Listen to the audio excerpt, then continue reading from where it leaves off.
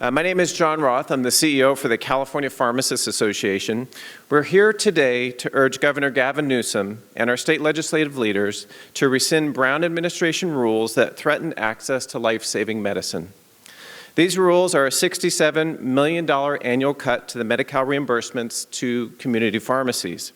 As a result, reimbursements no longer cover the cost to dispense specialty medications to Medi-Cal beneficiaries.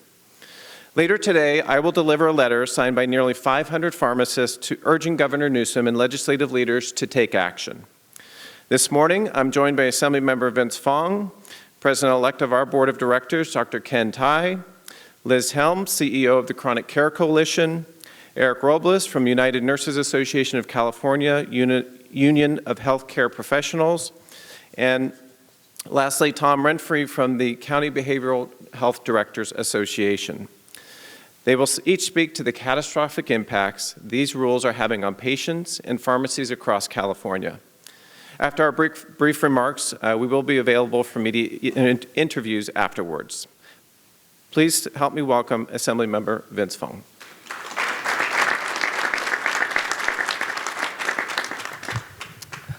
Well, good morning. My name is Assemblyman Vince Fong, and I proudly represent the 34th Assembly District, which includes Bakersfield and Kern County, a population, many whom are Medi-Cal beneficiaries, who rely on local independent community pharmacies for their life-saving medications.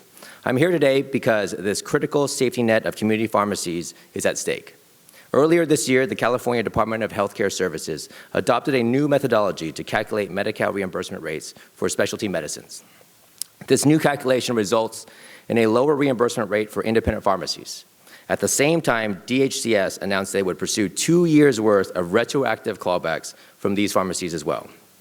The result of this is an annual $67 million cut to Medi-Cal reimbursements, plus $36 million in clawbacks for independent pharmacies. Collectively, these rules threaten access to essential life-saving medicines among California's most vulnerable, roughly 3 million people. For dozens of small pharmacies, fair Medi-Cal reimbursement rates can be the difference between continued operation and closure. I've seen this firsthand. My father is a local pharmacist in Bakersfield, and these cuts will be disastrous in Bakersfield and as well as throughout California. In my district alone, there are 29 independent community pharmacies. Every one of them is at risk of going out of business because of these rules. The loss to our communities will be catastrophic. These local independent pharmacies have historically been the most accessible healthcare providers to Medi-Cal beneficiaries. Moreover, losing these pharmacies will further burden our hospitals with increased emergency wait times. These rules are a step backward. They will leave millions of Californians with nowhere to go to get their life-saving specialty treatments. We have a chance to do the right thing for all Californians, suburban and rural. That's why today I'm urging Governor Gavin Newsom to rescind these rules. We stand ready to find a California solution that protects our residents and demonstrates our leadership in providing access to affordable health care. Today, we have an opportunity to avert a public health crisis if we take swift, bold action to fix these rules to do what is right for those who depend on access to these life-saving treatments. Thank you very much.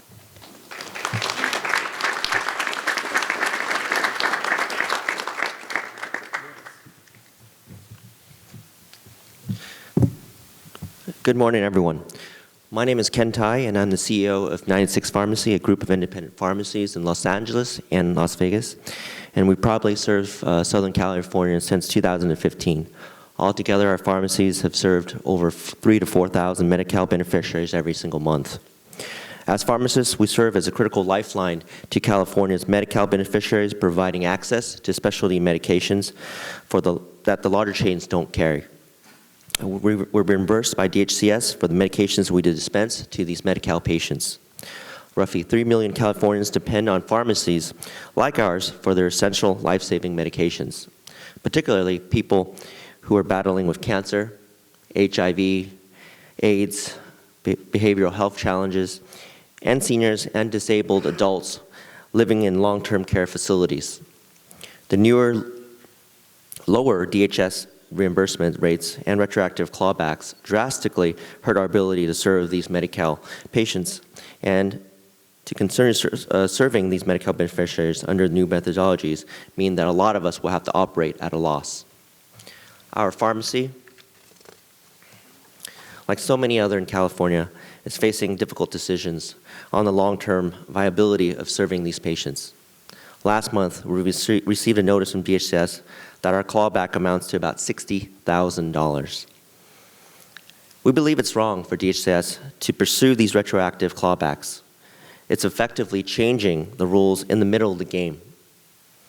It's hard for us to afford to pay that as well as continue to serve our Medi-Cal patients.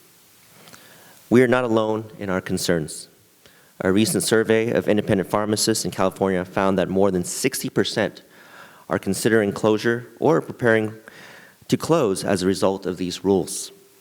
And nearly 3/4 are considering to prepare to stop serving these Medi-Cal patients or dispensing specialty medications. If our state leaders fail to act, California will face a public health crisis. We urge administration to rescind these rules and come up with a solution that will benefit all Californians. Thank you.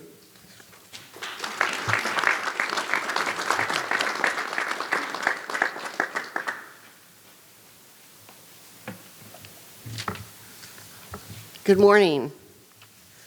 I'm Liz Helms, President and CEO of the California Chronic Care Coalition. We're a unique alliance of more than 30 leading consumer organizations and provider groups and are committed to improving the health of Californians with chronic conditions. For years, our coalition has worked on the front lines, meeting with patients, listening to their stories, and working to always improve access to affordable, quality health care. We are extremely concerned by these new DHCS rules. As health advocates, our job is to ensure consumers receive the highest quality health care, which includes being able to find a local pharmacist they can trust. These rules interfere with this responsibility. Many consumers with chronic conditions require access to specialty treatments that only independent community pharmacists can provide. We're dedicated to achieving a system of care that is accessible and affordable and that emphasizes prevention and patient wellness and longevity. The decision by the Brown administration to implement these rules is a step backward for our state of California. Perhaps the worst part of these rules mean for California's poorest residents. Expanding Medi-Cal coverage is a worthy cause, but only if that coverage means something. Cutting Medi-Cal reimbursements by $67 million annually will take away critical access to specialty medicines to those who need it the most, those that are the most vulnerable and at high risk of relapse when they lose their continuity of care. That's not the California way. We look forward to working with the legislature and Governor Newsom and his administration on a solution that protects the life-saving medicines for the state's Medi-Cal beneficiaries. Thank you, and I'd like to introduce Eric Robles.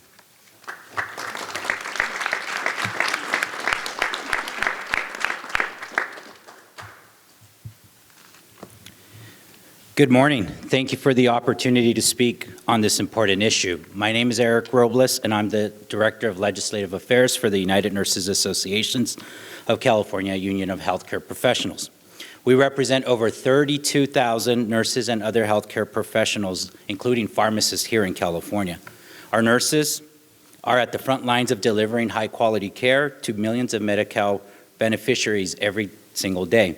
They take care of patients in some of the most densely populated communities, which often lack access to quality health care. Many of our patients, especially those in areas where access to health care is limited, rely on independent pharmacies to complete their care and need immediate access to the specialty medicines independent pharmacies provide. Without these pharmacies, many patients will have nowhere to go. Independent pharmacies are located in areas where there is tremendous need and provide care based on the needs and demographics of the community. Medi-Cal beneficiaries and patients who speak other languages rely on this crucial network of providers for their specialty treatments they need. We are concerned the former Brown administration's efforts to save money will have unintended consequences to these patients, pharmacies, and healthcare providers, resulting in higher pharmacy costs. We believe there is a solution. We believe every Californian has a right to quality health care and life-saving medication at an affordable cost, regardless of where one lives, their ethnicity, socioeconomic background, or immigration status. And we believe rolling back the recently implemented rules will allow our California leaders to find a new solution, one that will incorporate the healthcare vision of our current governor. We respectfully urge the administration to rescind these rules and help us come up with an improved methodology that limits harm to Californians and independent pharmacies and protects access to these life-saving specialty medicines. Thank you.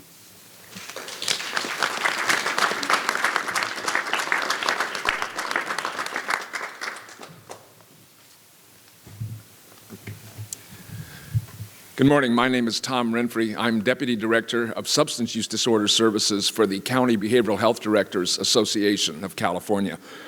We represent all of California's 58 counties before the legislature, the administration, and the federal government in advocating for behavioral health. Many of those who are receiving county-based behavioral health services are Medi-Cal beneficiaries or part of the safety net population. We're here today to add the voice of California's behavioral health directors in calling on the governor and on our state's legislative leaders to rescind these new DHCS rules. These rules will have a huge negative impact on those with behavioral health conditions, including those who have mental illness or substance use disorders. People struggling with behavioral health challenges rely on specialty medications and services that independent community pharmacies provide. For an idea on the scope that we're talking about, in Los Angeles County alone, more than 1 million people receive mental health services every year. That's more than 10% of the population. At the same time, Los Angeles is home to about 900 independent community pharmacies.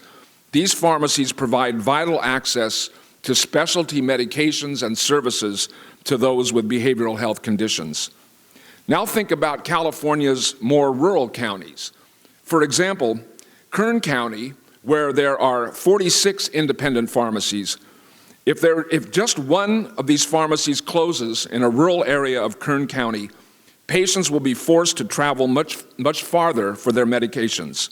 Many Medi-Cal beneficiaries simply don't have the resources to do that.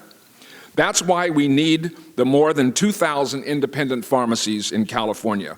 They act as a safety net to our most vulnerable populations, especially those experiencing behavioral health challenges. If these rules remain in place, we risk creating a public health crisis. We believe and we know that California can do much better. Therefore, we urge the legislature and the governor to rescind the DHCS rules. The state may be saving money in the short term with these rules, but California stands to lose far more in the long term by threatening access to these life-saving medications. Thank you very much.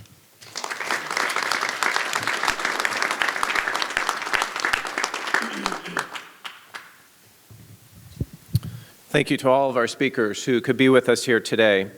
As you've heard today, the DHCS rules are catastrophic for Californians.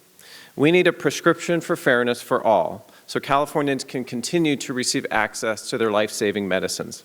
We hope the administration and the legislature take action to reverse these rules. We encourage everyone to visit rx-fairness.org to learn more, and will now be available one-on-one for interviews afterwards. Thank you so much for being here today. Thank you, everybody.